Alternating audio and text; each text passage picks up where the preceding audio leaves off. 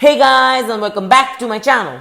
Today we'll be discussing one of the most revolutionary change in the Indian field of education since our independence in 1947.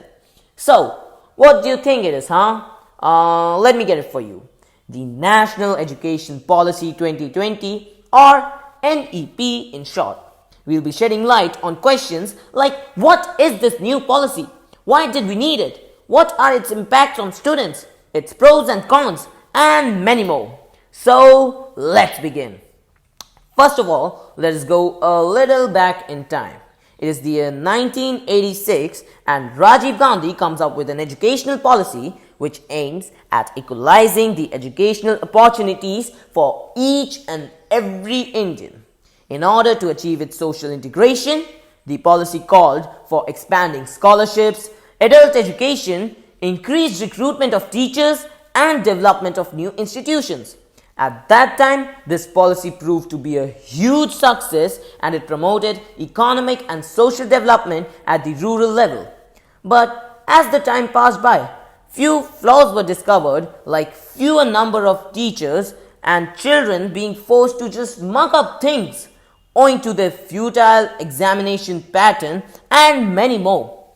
At this point, India also needed a stronger education system as the unemployment rate was also skyrocketing. Now it's the year 2050.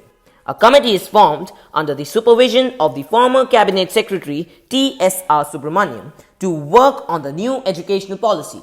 It took them around 5 whole years to come up with one.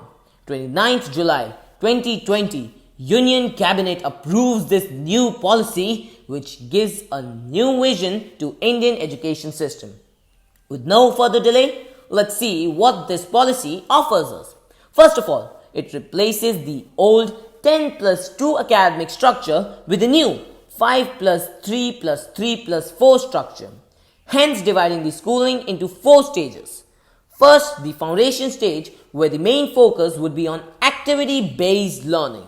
Second, the preparatory stage for developing skills like reading, writing, speaking, physical education, math, science, etc. Third is middle school, to further introduce subjects like math, science, art, humanities, etc.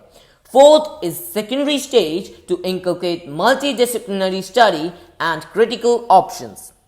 The biggest advantage of this policy is its tendency to offer flexibility and freedom to choose subjects of your choice rather than being restricted to a particular field like in science, commerce or arts. For example, you can choose maths with political science, biology with economics and many more, thereby giving the students a choice to explore their interests. Other major changes in this policy include emphasis on vocational training and coding. Vocational training is a basically 10 days internship for common yet unpopular jobs in India like carpentry, firefighting, plumbing, nursery, etc. Hats off to the government. I think it's a great step towards all-round development and recognizing the importance of these workers in our lives. Coding will also be introduced in class 6, which again is a good step. Having seen the pros, now let us quickly dive into the cons of this new policy. This policy states that regional languages will be promoted. In a country like India, with a huge cultural diversity, regional languages might prove to be a gap between different regions. The country obviously needs all its students to have at least one common language. On a final note, I would like to say that this policy might sound too promising and fancy, but it's a lot more complicated to be implemented.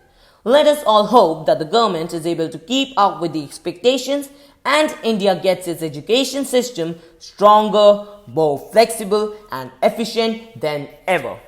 Thanks for watching guys. If you like this video, make sure you hit the like button and subscribe to my channel for more content like this. And also let me know if you have any suggestions for me in the comment box. Thank you and I'll see you in the next one.